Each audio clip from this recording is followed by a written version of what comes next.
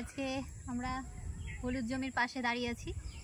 তো এই যে হলুদ গাছ হচ্ছে এক রকমের ভেষজ ঔষধি উদ্ভিদ, ঠিক আছে। তো এই যে হলুদ গাছের বিজ্ঞানসম্মত নাম হচ্ছে কারকুমা লুঙ্গা।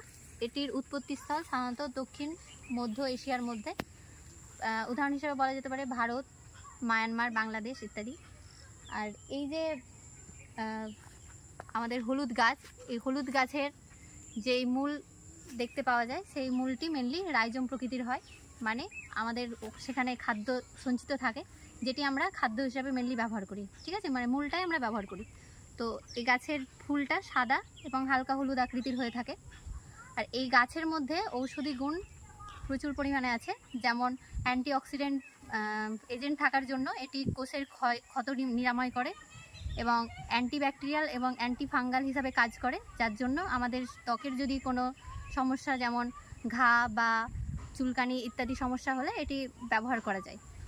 আর এটির ডাইজেস্টিভ মানে আমাদের হজমের ক্ষেত্রেও কিন্তু খুব সাহায্য করে।